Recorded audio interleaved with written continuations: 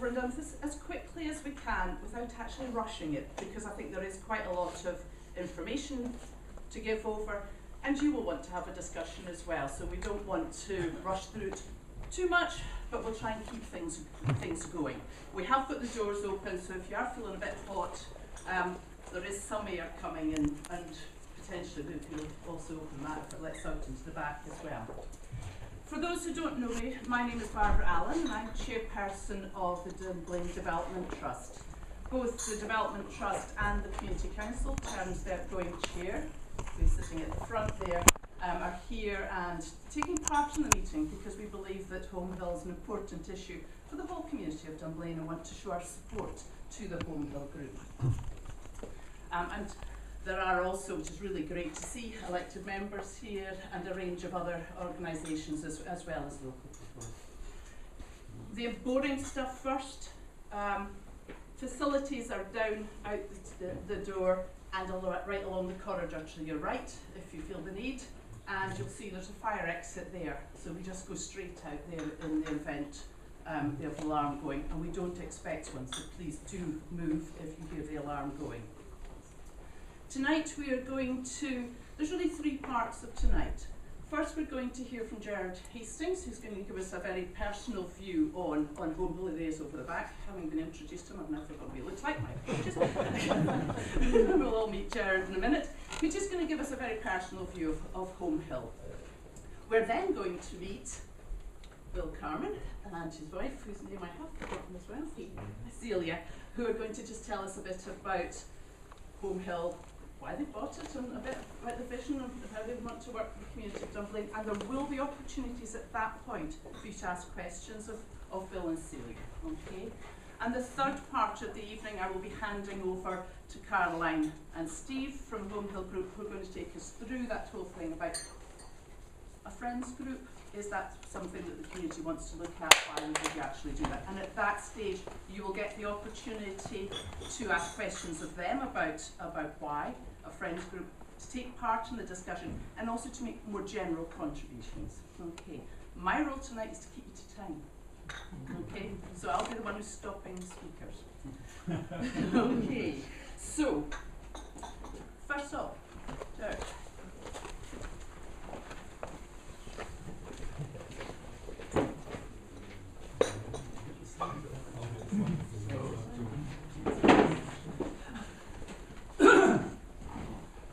First of all, can I repeat, it's fantastic to have so many people here tonight. It's a delight to see such commitment to what is a very important, very good cause. When Steve approached me about saying a few words tonight, I must say I was a bit surprised at my own reaction. I was absolutely delighted to be asked and was adamant I would come along tonight.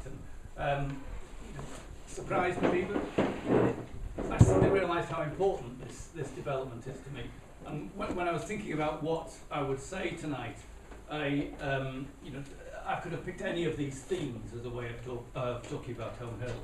And I'm not going to do that, partly out of cowardice, because there are people in this room who are far more expert in each of these subjects than I, but also because, as I say, I felt really intrigued by my own reaction to this.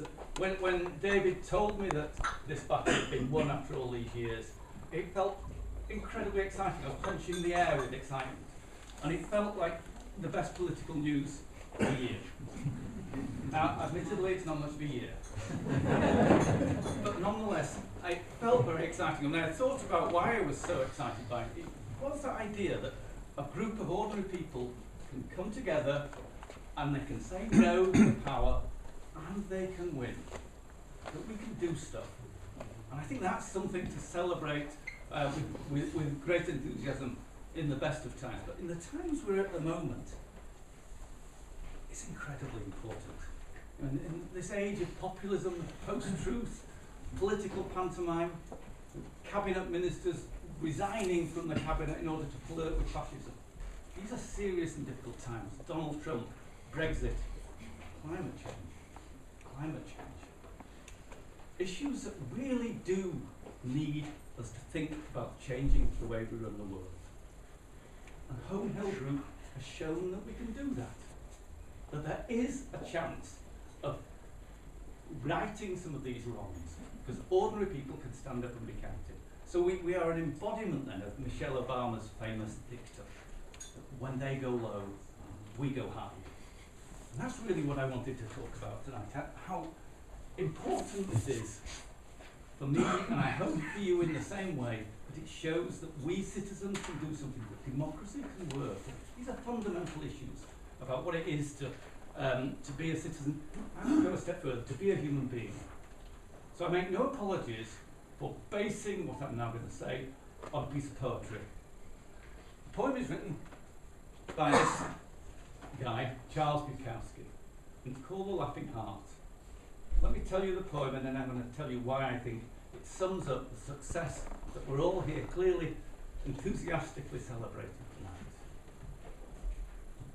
Your life is your life.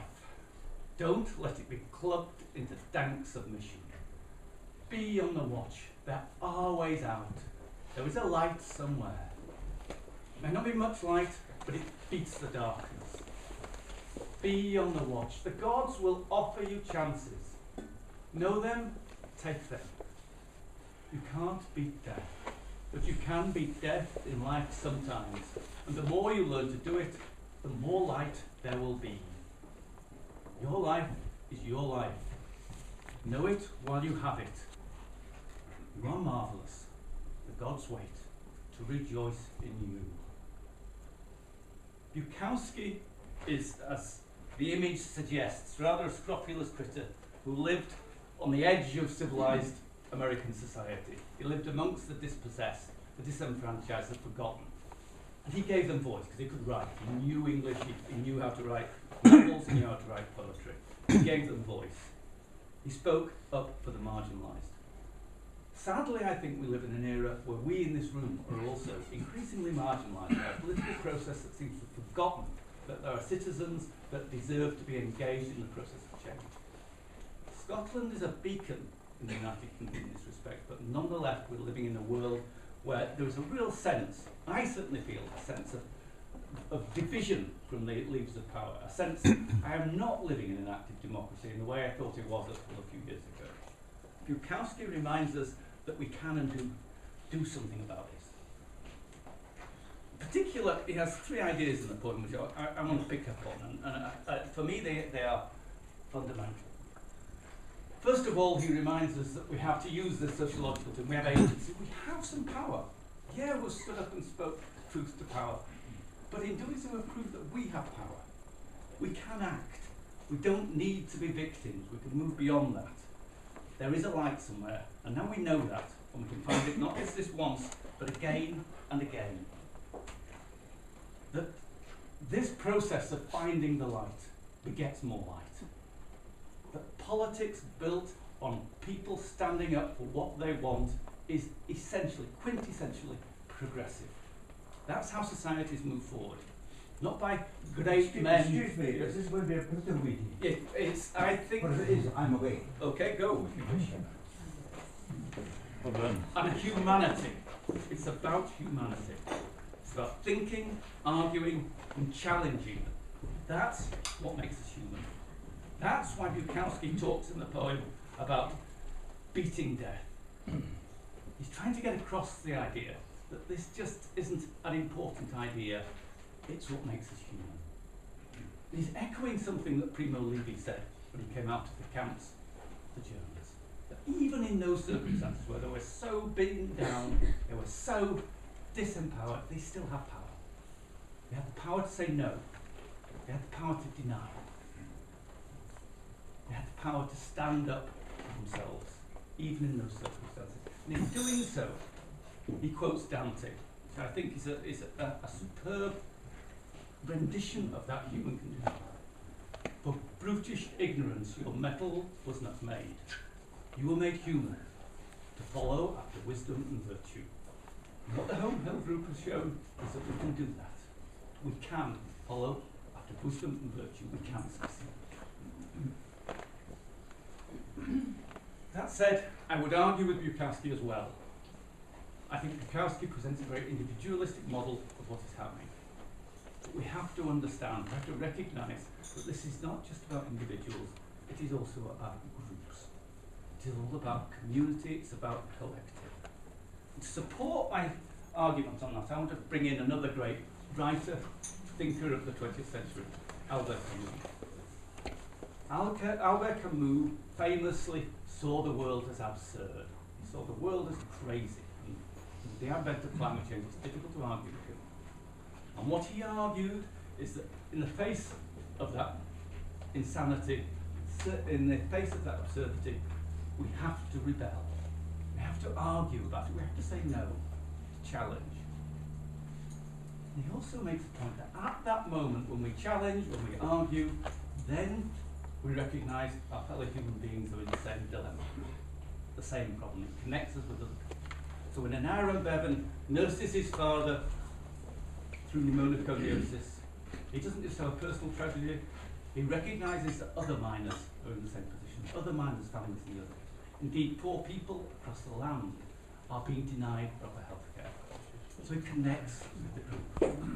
Okay, 2 minutes. Yep. Stuart. And Camus sums it up very, very neatly. I rebel, therefore we are. And the Home Hill group has epitomised that idea. It is all about community. It is all about people together. And what is more, it's about a very, very broad definition of community.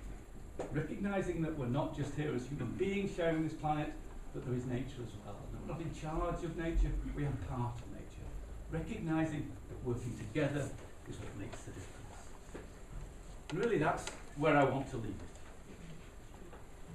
I started by quoting a woman, Michelle Obama, and I'll finish by quoting another. The woman is Margaret Mead. And what she said, which Home Hill again has shown the case, is never doubt that a small group of thoughtful, committed citizens can change the world. Indeed, it is the only thing it ever has. The Home Hill Group sums up that idea. We can change the world. Thank you. Thank you very much.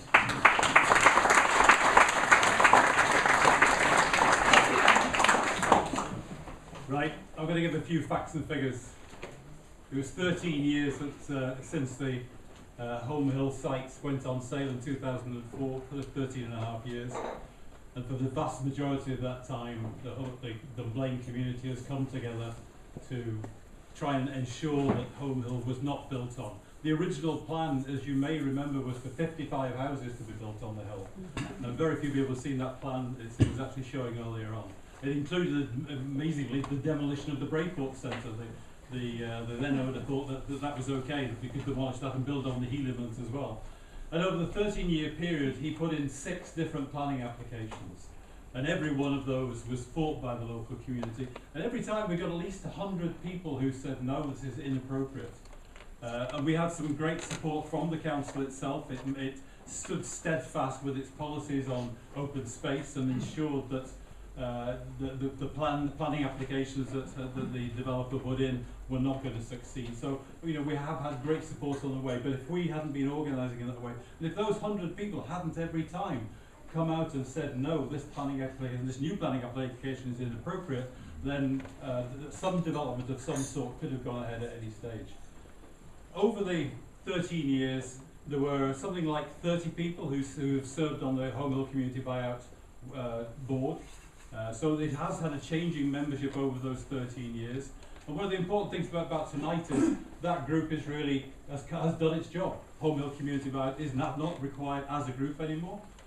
So we do need a new group, new people who will take on the mantle that Home Hill Community Buyout has been wearing for the last 13 years. You may wonder why Home Hill Community Buyout doesn't carry on. Well, some people actually don't live in the area anymore, others are moving on to other things, and some have been involved so long, they really need to move over and let other people take over. So we are having a meeting in here in a week's time where hopefully Home Hill, the Friends of Home Hill or something to that effect can be launched to maintain the community's input to Home Hill. We'll discuss this a bit more later in the agenda, but to work with the new owners to make sure that we are the community's views are represented to him constantly throughout the process. Okay, and interesting, during the 13 years, there were 6 different people who led the Home Hill group, so we have had a continuing change in membership, and there are 150, as I speak, there are 152 members of Home Hill. So there is very good representation of that grouping tonight. We are taking names and addresses tonight because we do hope you'll stay in touch and keep in touch with the developments as they happen over the coming months. So if you haven't filled in one of the sheets that are around the room, do fill them out before you go, please. And we'll give an email address at the end just in case you didn't get to sign your name. Okay, I'll hand back over to the chair now. Thank you very much. Sorry. Yeah. We are now going to hear from Bill and Celia Carmen, who have bought Home Hill, and also from Keith Hunter, who's going to be working with Bill and Celia on very much the community engagement around Home Hill. So I'd very much like to introduce Bill and Celia and to welcome them, and please come and share your thoughts. Right. So a much better turnout than we expected. Thought we'd go by now. So, well, why do it? So we've lived in the area for a while now, a couple of decades, I guess, nearly. But then only moved to Dunblane a couple of years ago. and we heard about Home Hill through some friends, in fact, Keith and Harlem, and went to see it, and both of us are into trees and so on. And obviously, you know, the trees are enormous there, and I was quite taken with that. And then we looked into the situation and saw the whole history of Allen Water, and spoke to a couple of people in this room, and there were 2 or 3 people in this room who knew about the whole thing right from the beginning. And in the end, I think because David Sterling was rejected by the council in that final thing that he tried to get the money back, I think he was pretty open to get rid of it, really. So I think we came along at exactly the right time. So we've started a charity which is going to be mainly for public spaces and employment and training in the Dunblane area, and Home Hill's the first venture. So our idea is really to we might not say, well, why, and well, you know, why not really, because it's quite good for the community, as you've heard. There's clearly a lot of support for keeping it as a part of the public space, and I didn't realise just how central it was in Dunblane. So that's really why, really just to support the local community, and both of us like big projects. That's another reason. So we like building things, and there's obviously a tremendous potential there. So I'm sure many of you are thinking, well, well, it's nice as it is, and there's lots of trees, and it's quiet, and it's beautiful, and so on and so forth. But I think the more people we talk to, and certainly we feel the same way, is that there is stuff that could be done there where it wouldn't involve touching any trees, and probably planting more trees, and increasing the woodland, and improving the understory, and making it more natural, and so on and so forth. But there are opportunities for doing other things to attract more people in. I mean, I don't know how often most of you walk around Home Hill, but I go there every second day, and if there's 2 people there, that's a lot, to be honest with you, and everyone is holding a lead. I know one hears about the cubs and the brownies and the scouts and this and that, but I'm not sure how often that is. And what we'd like to do is provide a better place for these people to come and for everyone to enjoy it. And that's really the idea, because it is right in the centre of Dunblane, and it's obviously people can approach it from all different directions. So that's pretty much the introduction. What have we done in the meantime since the first meeting we came to of the Home Hill Group? As many of you might have seen, there's been a bit of mowing going on, and the reason for that actually was to prepare it for a meeting which is happening later on in September, which Keith will tell you about after the question and answer session, I think, Chairman. That's what you like. You might want to do it just following on from you. All right. So that's about. And I heard a comment where we weren't expecting quite so much to be mown, and actually that wasn't planned. The guy who was sitting on the got a bit carried away. He's enjoying himself so much. but I can assure you it will all grow back. So that's what's happened. We've taken out about half of the fences because with a digger it's much easier. And unfortunately, we seem to have missed one row of fencing, but we'll get that sorted. We've scraped back the main access road up a bit so people can walk up and down a bit, which I think is quite nice. That's made a difference. We've started to get rid of all the old roots of the trees that I think it was David Sterling or his father, I'm not sure, cut down and had all the roots. So there was a great big pile there, but we separated them all out, did a bit of burning, but really quite hard to burn roots. So we've now put them into one pile, so we'll be getting rid of those pretty soon. And we've also made a track. We cut a couple of beech trunks that were lying across a path. It used to be there actually. It used to go all the way down the Braypool Meadow to a gate at the bottom. But it was also all blocked off. Took out a couple of saplings, and you can now get down into the Braypool Meadow from the old house site. So that's all we've done so far.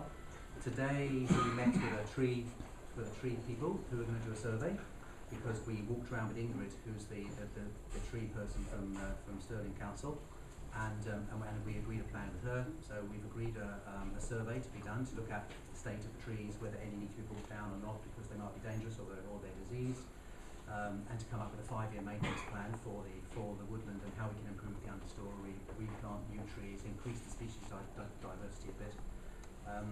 And yeah, I think that's everything we've done so far. I think those are things some progress. Lovely. Is it worth talking to people about your plans for the meeting at the end of September? Keith, would you like to come?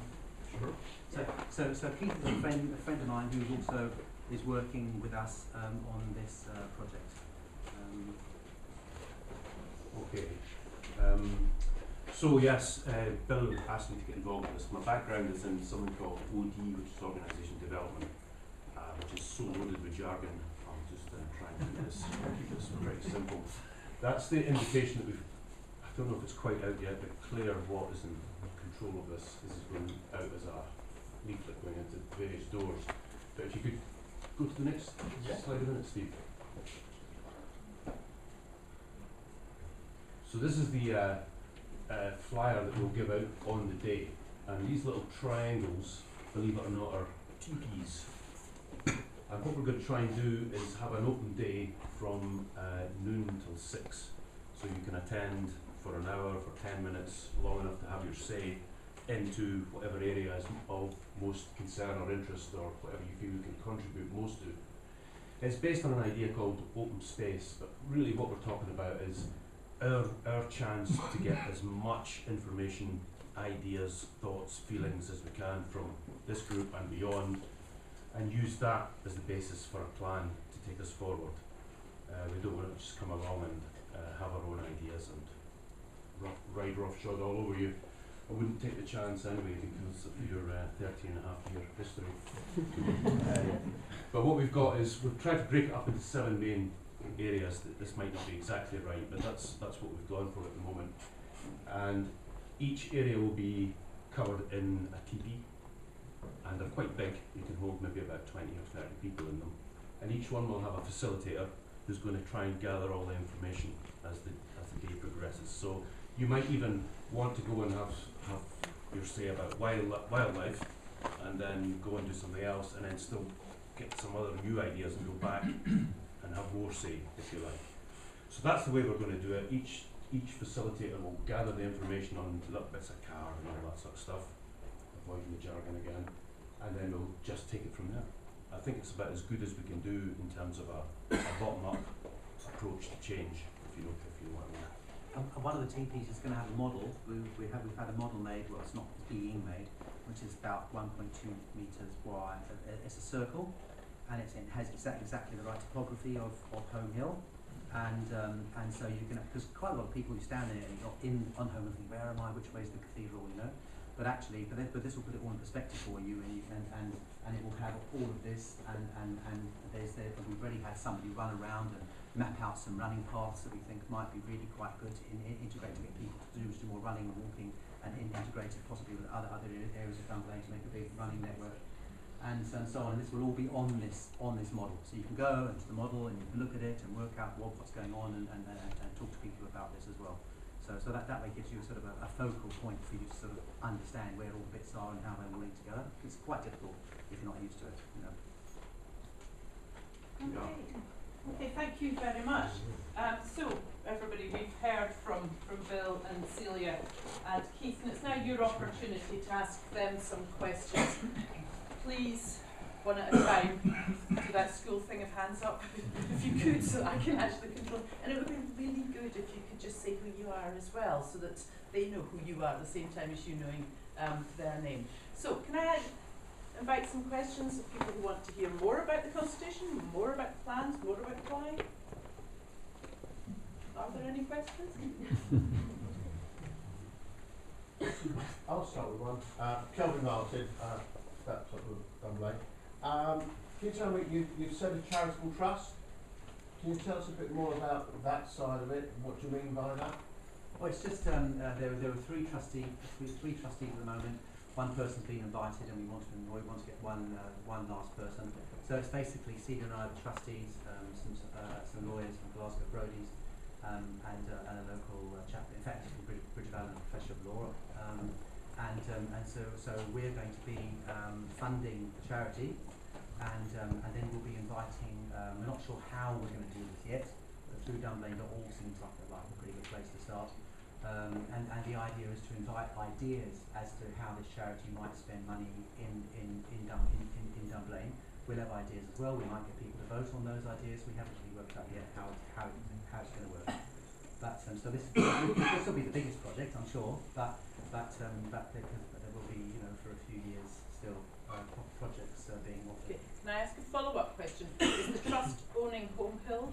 Yes. Okay, so the trust will So the trust bought Home Hill. So we don't own it. The foundation owns it.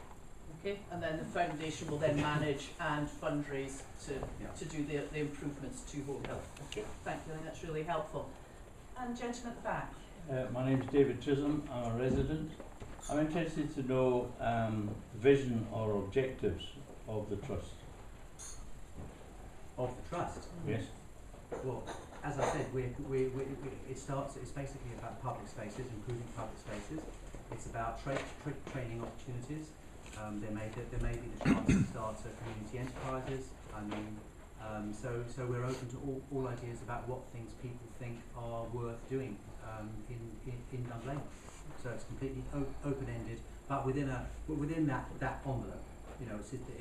It's not about being all things to all people. It's very, very focused on improving public spaces and how people can get involved in improving public spaces, including training opportunities for younger people, and maybe even apprenticeships. We're not sure yet. Thank you. Okay.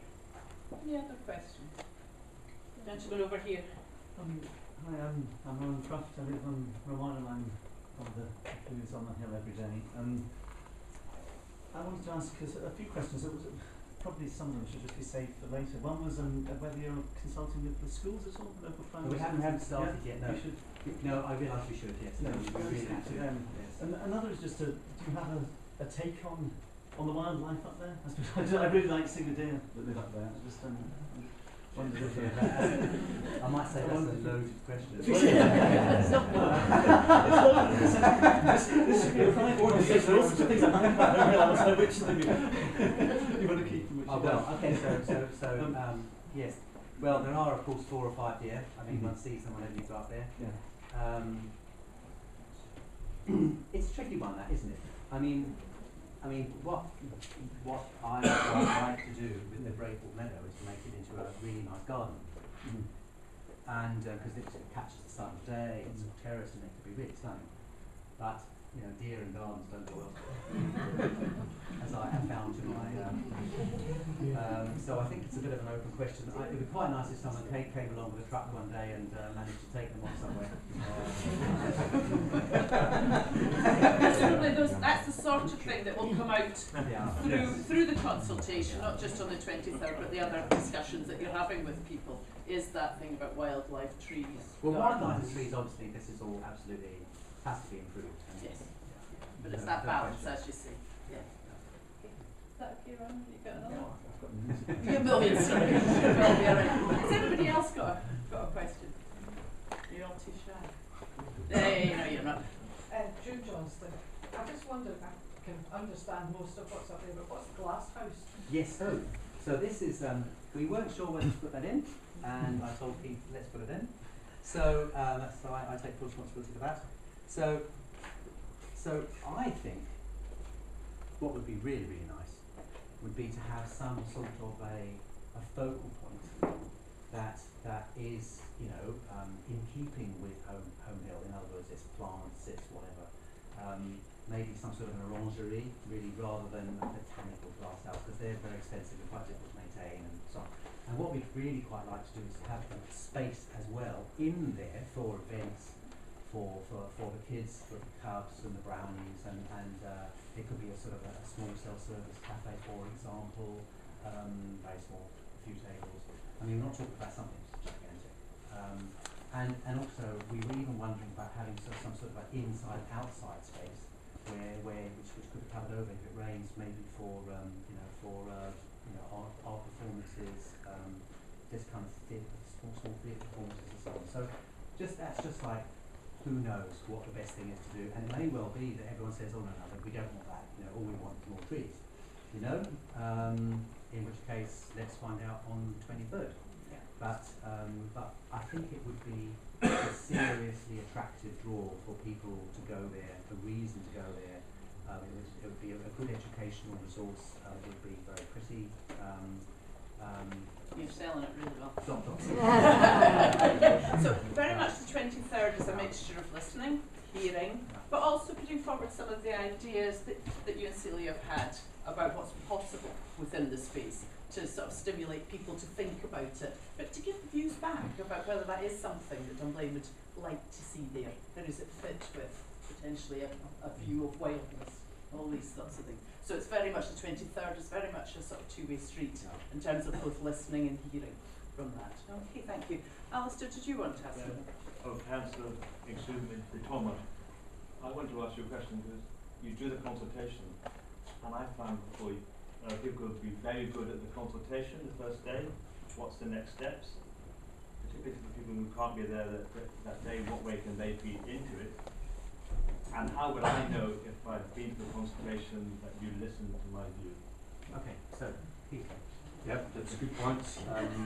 The listening, the idea of having a facilitator is to make sure that everything that's said is captured, and then our idea is to turn that into a strategic type of plan. So that would be the first reason if you were there. If you weren't there, I think we're going to try and get some sort of web type set up so that it can, you know, that you can even comment on the plan thereafter as well. But we're taking it pretty seriously, this idea of getting everyone on board. I mean, there's no point in doing things when no one goes there. No. Okay. Not so much a question, more of a comment. I'm one of a local resident who view Home Hill House rather selfishly, and I would like it to be kept just the way it is because it suits me fine.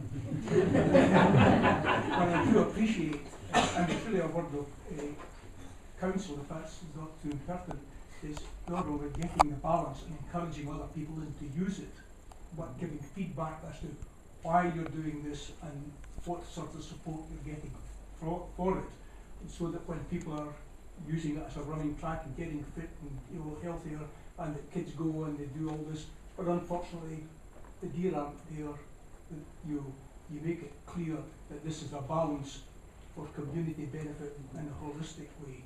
I wish you very well. Thank you. Thank you. I think that's a very good comment in terms of it is a balance, and it will be about how we want to see the space going forward. So thank you. Yes, sir. Do you have any plans for the archaeology of the site? Well, this has been brought up quite a few times, and so I don't know anything about archaeology. I suspect that the site of that original house is so destroyed that, I mean, it must have been dug up numerous times. I mean, it's been dug up even since the house was demolished. I can't imagine there'll be much left in that bit. A lot of the rest of it has got roots this size, so we're not going to be able to find anything where all the trees are. So that leaves the Brayport Meadow, which may in fact be the most interesting bit, and it leaves also this bit here. But I'm very open to hearing what one could do that's realistic.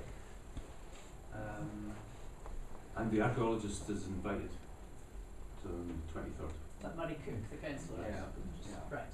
I mean, the problem is that you're quite right, the top part is the interesting, really interesting part, and it has been damaged. I mean, there's tunnels underneath it. I'm sure the foundations are still there, but I mean, they didn't dug them up. But there's a fairly reasonable theory that the Romans would have had a single station up there. Yes. Okay, I'm sure Mary Robertson would be interested as well. Any last questions? Yes, sorry. Yeah.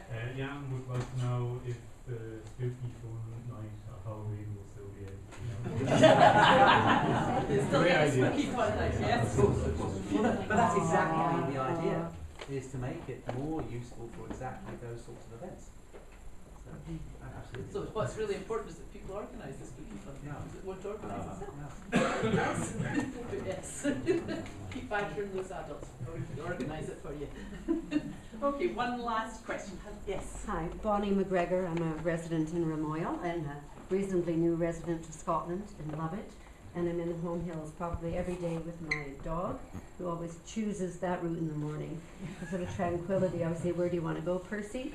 And he says, to the woods. So I'm curious about the old, I call it the gatehouse. When you enter off the Perth Road, there's that deserted house. No.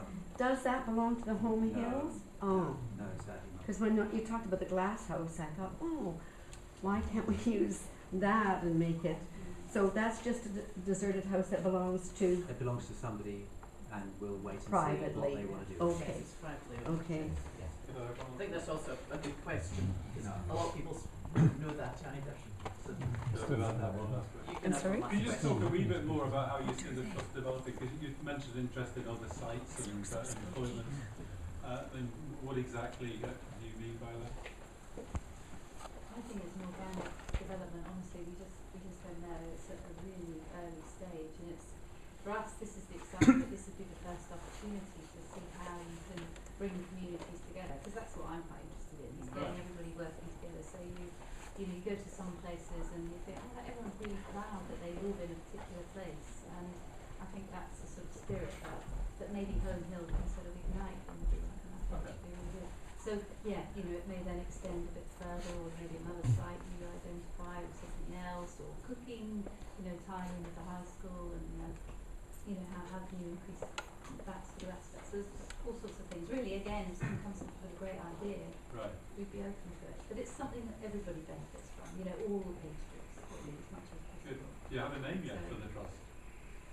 Yeah, so we hummed and hawed about that, and took some sounding, so we ended up just calling it after ourselves. So, which I didn't really want to do. So the Carmen Family Foundation. Oh, Right, that is the official name. Yeah. Lovely. Okay, I think that's a really nice note to end on. Because thank you very much, Celia. So this is I think the message very much from Bill and Celia is want to work with the community, really open to ideas, to talking to people, and actually developing, whatever that means, the future of Home Hill.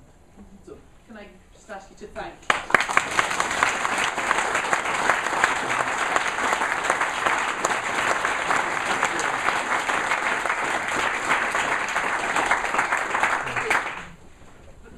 You're welcome to either stay or go.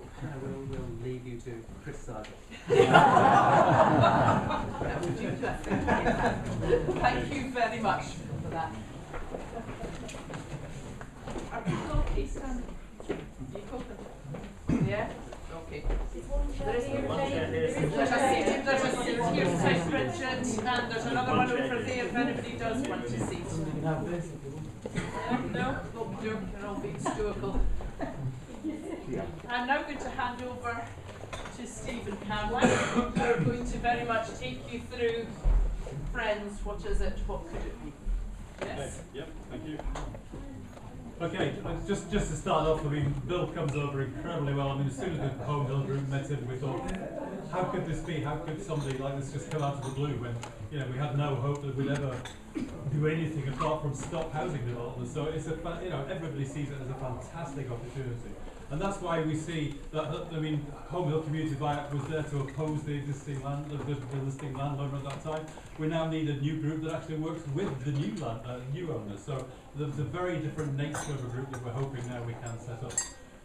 So the aim of this session is really just because we've got so many people here, we're going to try and identify from what we've heard, what we see as the great opportunities from Bill and his family acquiring the hill, and what are the potential threats, and some of them have come out already. And which of those, what issues therefore can the Friends of Home Hill actually take up? But before we do that, Caroline's just going to go through briefly what a Friends of group is all about. Thanks, Steve. Yes, so I'm just going to say a little word about a friends group because maybe people aren't quite sure what that actually means. Really, basically, it's just people coming together to contribute to the positive development of a shared interest. So up here we've just got, these are some local friends groups that exist. I mean, maybe some of you are in a friends group already. But you can see it can be a whole range of things. It could be a park, or a green space, or a church, or a museum, or indeed an entire range of hills. So there's lots of friends group in existence. The group basically has a shared sense of purpose and pride in their neighbourhood, and they can also bring together people of all ages, backgrounds, abilities and cultures. So there's going to be lots of expertise and different people with an interest who can come together.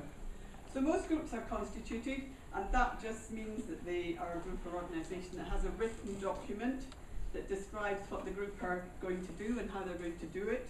And there's actually lots of information advice out there about how you go about doing that.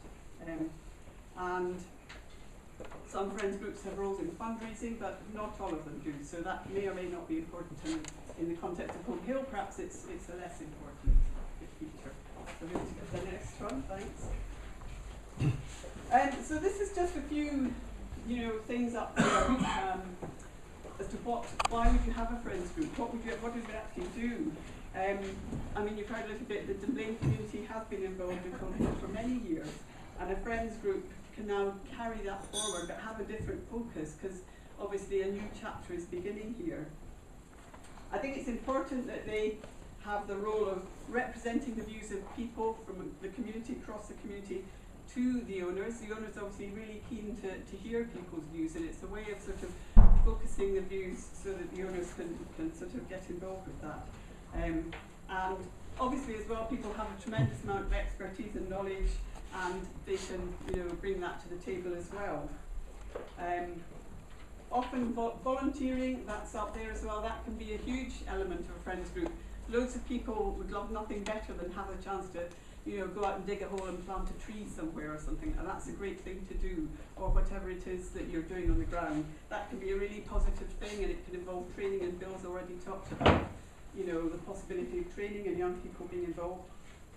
And the events and activities. Over on the table here, if you get a chance, we've just laid out some photographs and some information about all the events and activities, including, of course, Spooky Fun, which is a much-loved event, and all the things that have been happening out there. And there's loads of other possibilities. So, as I say, we've had Spooky Fun, we've had teddy bear picnics, we've had dawn chorus events, and as I say, there's more information about that over there if you're interested. But it's a new chapter, and I think it's a great opportunity for a friends group to come together now and sort of channel things forward, working with Bill, who's obviously very keen to get involved in that way.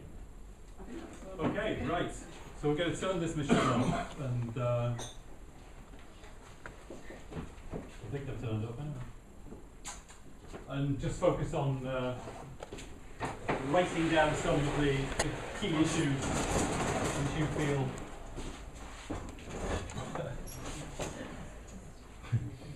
press the yellow button.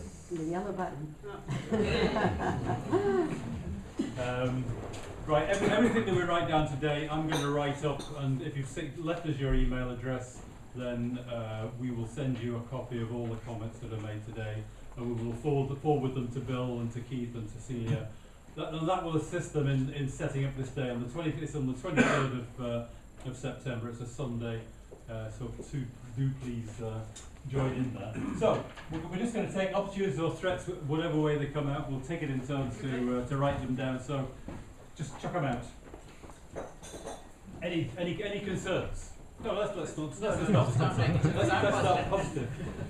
Is it the point of against? Yep. Sorry, it's just the new owners talked about a 5-year plan for the trees, etc. But is there anything about the condition of the walls that surround Home Hill? That's obviously Okay. Yeah, Yeah, absolutely. definitely an issue that needs looking at. Because there are a lot of big wolves, aren't there? Yeah, there are. Very No, no. And that is the key feature of the conservation area. Is it? Yeah. Right. Because when you see the walls on the Perth Road, which have tumbled down, nobody can seem to resolve that problem. Opportunity for dry stain diking classes. Yes, absolutely. I'll write that one. Okay, any other opportunities? Good things, yes. In line with that, the state of the paths. Right. So, is that a threat or an opportunity? They need improving. Right, so an opportunity to improve the paths. Yeah, okay. An opportunity to understand what wildlife and nature actually is on site before anything happens. Okay. So in the same way as tree surveys, it could also be about Rowan? See if you've got something else. Oh, sorry, do you want to say something? Sorry. Sorry? Carry on. I was going to follow up on what's just been said. For the last 13 years and before, it's been a natural nature reserve. Yep. And I think it's important not to lose sight of that and get carried away with the word development. Okay. Yep, absolutely. That's what this session's all about, is to hear those views, Rowan. And I'll come back to the body zipper. There's a lot of spectral opportunities. There's a follow on to work out what the wildlife is at the moment. I'd like someone to work out systematically how people actually use it at the minute. There are loads of people who aren't here who I see on the hill, and there are loads of informal parties and fireworks. Yeah, absolutely. Yeah, no. What about other people? Could we have a bin at both ends of the that would be good. Yeah. Because it might just encourage people to pick up after their dogs, which I do. Rather than adorning trees. Well, it's sometimes you just leave them lying on the path, and Yeah. what's the point of that? You know, you're better leaving the deposit than leaving it in a poly bag. Exactly. It's a heartfelt, yes. We're not on to threats yet, but I think there is a problem about collection of waste. Okay. People drop bottles, plastic bottles, etc. Just waste. Okay. So it'll be important going forward to ensure that it's cared for in that sense as well as everything else. Can I just see if there's anybody else over this side? Yes, sir. A longer term look ahead, woodland is never a static environment. Trees will grow, mature, they may suffer from fungal rot or whatever. So I think a recognition that the whole thing is a dynamic, something that may be not particularly significant now, but will be significant to our children and our grandchildren. Yes. Long range thinking. And actually, just adding to what you're saying, of actually seeing this as something that we are leaving behind for future generations. So as a community, I'm seeing that as well. Thank you. Can I just add to that? I think that is a really critical point, because the conclusion we will probably have to reach on some of the trees up there is that they are past their sell-by date and they're actually dangerous. They should be taken down. Now, if Alan was a developer that ever proposed that, we said, no, you can't do that, and the community would hug the trees. But I agree. One of the short-term actions may have to be taking down some of the very mature trees. So, yes, so you need to couple that with education, with good publicity. Yep. Because on the other hand, all the oak trees that are on the Perth Road side, on the hill looking over Perth Road, I mean, they've just grown themselves, and they've come away a huge amount in the last 20 years. They're turning into quite big trees, and they were tiny, tiny little seedlings 20 years ago. So yes, things are changing. Yeah, changing, but also thinking therefore about what we're planning might be about things that we won't see the benefit of now, but we're thinking about the benefit for future generations, and that's actually quite an important one. we go back to what some of the planned landscapes were like. It's absolutely what some of these landowners did, was they planned for the future. So it's thinking about that. Just going to take this gentleman at the back who's been trying to get in. Yes, sir? Maybe not altogether popular with everybody, but I think should we not be spreading the word about Home Hill? Yeah. We lived in Dunblane for 20 odd years before we realised that Home Hill was there. Absolutely. No, I think that's a hugely important point, because those of us who know about Home Hill can be quite passionate about it, but it's actually really important that, and that's not just up to Bill Carman and the Trust, it's actually, well, what do we do about spreading the word as a community about this valuable asset as well? Absolutely, so I think that's a very good point. Gentleman at the back, and I'll come to you. Picking up on that, I think we've got to be careful that we don't end up having an influx of people, because it's bad enough parking in Smithy Road at the moment. Cars where everyone walking around from there. So we couple it with an active travel pony walk strategy. Yeah, have a combined strategy. Yes, absolutely. Okay. It's possibly a statement of the obvious, but integrating it with the Braeport Centre. We're talking about glass houses and having something that gives information, and we've got the Braeport Centre. There may be some crossover.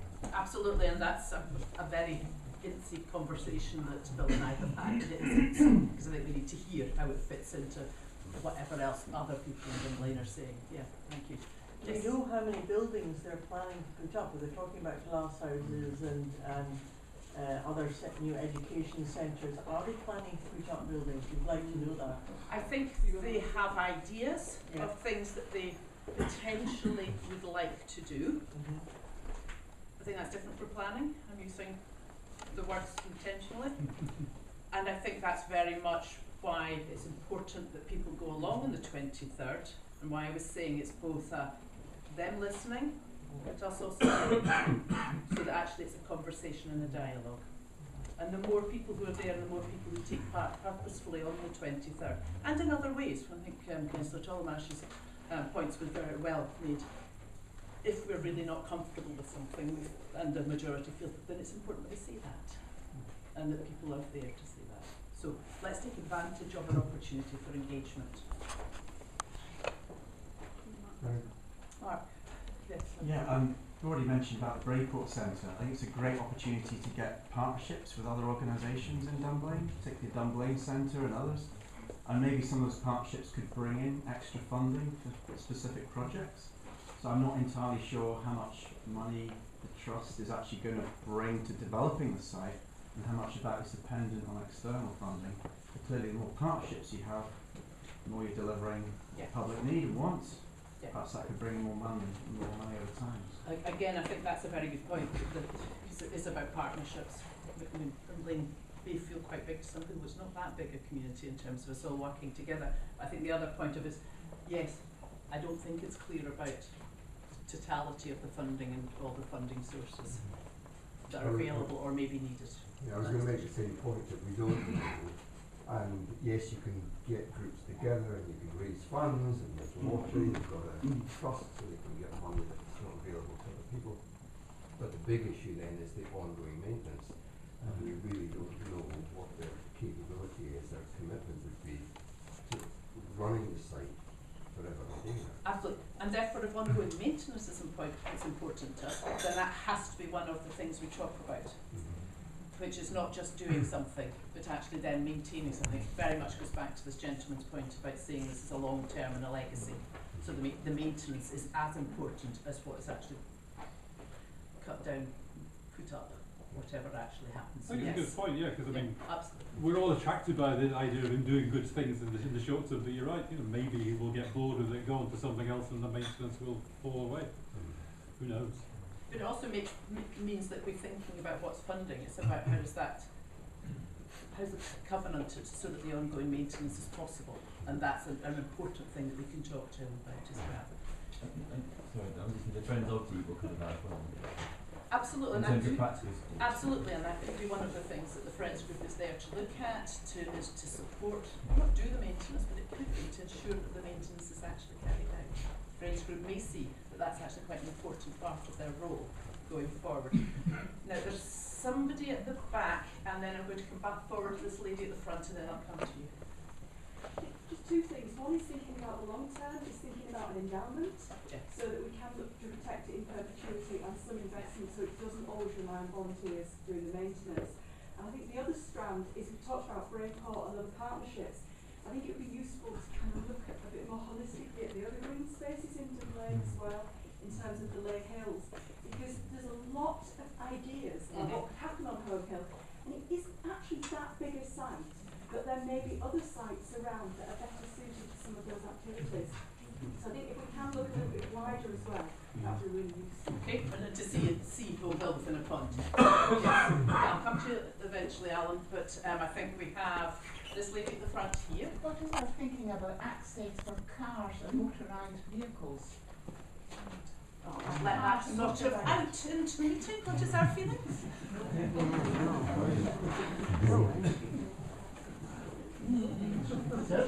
I think is probably the answer to you. It would be good if there was absolutely none, and children and foot walkers knew they were safe, especially children. Okay, that's really good point. Okay, so the access is important in the types of access, and foot access is one type of access. Yeah. Yes? No, I'm coming to this gentleman, and then I'm coming back to you, and then I'm going to Alan. I'll carry on standing. I did see you. I think what I'm going to say has been picked up by some other people. I'm just trying to put it in context. I think there's a threat that there could be some difference of objectives by a friend of Home Hills group per se, with the wider objectives of the trust and the point that's made behind. I think if that can be fed into what the foundation is looking at, there are other parts of Dunblane which might be better suited to achieving the wider objectives of the charitable trust. So I think, and I'm sorry to ramble on a wee bit, but I think the whole thing has to be seen in context, and that feeding in to the charitable trust's objectives, I think, could ensure balance, which I think is what it's all about. Absolutely, because I think it's picking up on what Caroline was talking about before we started this. Yes, friends are quite often there to support, but the last line in Caroline's slide, which she didn't mention, was to monitor. And actually it has that double-headed. So it's sometimes a critical friend as well as a friend. And I think that's actually an important part to notice. I'm going to come to this gentleman, and then Alan, and then I'm going to this side. We should also remember it's within the conservation area. Yes. And not get carried away towards any form of commercialism. Thank you. Okay, so, Alan.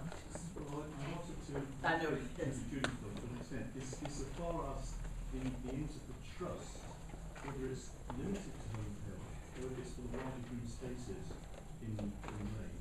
And if so, there's opportunities as well as the Lane, there's also opportunities for things like Kip and Davy Woods that was under direct employment, so there are a number of different sites. And if we're thinking about a friends group who are actually going to get involved in organising the management of these places, then that could be spread over other areas, like parts of the Lane Hills and the kids and the community. The other thing I was going to point out was about liaison and bringing people in. Schools, and people have said this before, but obviously the primary schools are a dog to get in, and the nursery school, which is adjacent, we have to use it. But the most important school to get involved is the high school. There's some experience of the labels and problems there. And to get buy-in, because the high school, I mean, it's actually easy. So, but you've got to make that link with those kids, and then keep it going for the generations. So that the generations of communities value. Yes, absolutely. So I think take your first point. I think there's the friends group could expand. There's maybe something about learning to walk first, but it's not to say that wider view can't come in. But I think it's critically important. We talk about generations from in some ways primary schools are a captive audience, they're easy to work with. It's hugely important we continue that work into high schools, and I think we've got a high school now that's receptive to that with some of the other work that's going on. Can I come over to this area to see if there are any questions, any comments? Just aware that I've been looking at you. No? Okay. Is there any plan to invite the expertise of organisations like Woodland Trust or the RSPB to have a look and see what's actually there? I'm not sure just where he is with some of those conversations, but I think absolutely one would, as well as our own views, picking up on some of the need to know and the surveys. It was pretty positive. He actually went to talk to the tree officer from Stirling Council in Withington, who's a local person anyway, and pretty early on after he bought it. So that was a good sign, I think. And we're going to talk to Murray Cook, the council archaeologist. So you know those contacts are being made. I think this is quite a new undertaking for him. You know, this is well outside his professional comfort zone. So some of the contacts that those of us who've been around this sort of activity might already know and think are obvious, he's learning. And I think therefore we have to recognise that he is at the beginning of a journey in the same way as we are with our relationship to him and what happens in Home Hill. So he needs us as much as we need him because of our expertise and being there. Okay, I'm going to stop. I'm very sorry. So, just to say, it would be good if there was some kind of limited disabled access. Yes. Even if it was only on a main part that you could say take a mobility scooter or something of that sort onto. The hills are kind of steep for pushing a wheelchair. Well, it's not impossible if you've got the strength behind it. Yes. But mobility scooters would be good if they could at least get access to some of it. Absolutely, and I think that's why he's very much one of the first things that he's done is actually cleared that path in, or the road I suppose it is, in from there would have been a road as because he recognised it was very muddy. And actually it would be impossible for somebody who wasn't able-bodied to get anywhere near them. Nobody's mentioned bats, I'm amazed. All in the belt. There's apparently lots of bats up there, and I mean that is an issue. You know, once more is done there, will it frighten the bats away? I'd love to see the deer. I mean, one of my first criteria was something, well, the deer have got to like it. He seems to have given up on The deer will still come because I've seen them so many times crossing the top of the high street, going up Smithy Lane when I leave in the morning. Right. They'll come, they just might not come during the day, but they'll come at night. Yes. And if there's any water on the site, they'll come. So, okay. Steve? Yeah, I think lastly I'd just like to emphasise the issue of volunteering, because I think there's tons of people locally who would like to, I mean, we've been the Home Hill group for 13 years, wanted to get on the hill to do stuff, but we never could because it was owned by somebody else. We organised day events here and there where we could for the kids and for other events, but I think, I mean, when my wife heard about his idea for a garden at the back of the breakwater, she said, great, you know, me and my pals will go and do part of it. So I think there's a great desire amongst folk to actually do things on the hill, but that needs organised, and I think that would be a great thing for the Friends of Home Hill. Anyway, I think we're finishing this meeting, and I found it really helpful indeed. And just to say that the Friends of Home Hill is just a working title. The group that gets together can call it anything it wants. The first meeting is planned for next Monday, back in this room, same time, same place, next Monday. So anybody who's interested in getting involved in that group, please come along next Monday. There are 2 existing members of Home Hill Community Buyers who are going to join the group. The rest of us are doing other things now, so there will be continuity there to the new group. So please come along next Monday, 7 o'clock in here, and see whether we can actually get a group set up. Steve, do you want anybody who's, before they leave tonight, who is interested, to just let you know? No, just come. Just come. Just come. We've got all your names and addresses, and hopefully make sure we have them. We know where you are. So if anybody turns up, you'll be badgered. So, yes. There are sheets at the back still. If you haven't filled one in, please do. So I will send you a summary of what's happened tonight and an invite to Monday's meeting. And we can also ensure that you get a sort of first notification of any of the information that's coming out of the bill about the 23rd of September as well. That would be very easy to do from that as well. Okay. So, We are at an end. Thank you very much. I'm just going to hand over to, I said at the beginning that both Development Trust and the Community Council were extremely supportive of this meeting tonight, the development. And I just want to hand over to Terence Byrne, who is the outgoing chair of the Community Council. I'm glad to say my voice is quite low tonight, so it's quite unusual. I'm glad to see there's a huge crowd here. I'm not going to say very much, I think it's all been said. I think it's been a very productive meeting, unlike some of my meetings in the Community Council, which we've had the last 14 years. But sometimes we've had good meetings, sometimes we haven't been so good. I think it's been good. I think legally, just one thought. Gerard at the start talked about individualism. This is not about individualism. We really have to recognise that. We all have our own individual views. But we've got to listen to other people and work together. If we can put the energy in this room together, then it will work out fine. And if people start to fall out, like it can happen in any group, that would be great sadness for me. Because I've watched Home Hill. I've never been actively involved, but too busy with the Community Council. I've watched, and the best news I had this year was that the Carmels had sent the trust to buy the hill and protect it. That was the best news that I've heard for this community. The second best news is that I'm leaving the Community Council. So I'm not going to say no more, because it's probably very good. So get involved, that's the main thing. You know, just Steve said I had to do two things. I've got to thank Church's House for providing his room for free, and the same room on Monday. With glasses on, so I can't see the rest of it. And thank everybody for coming.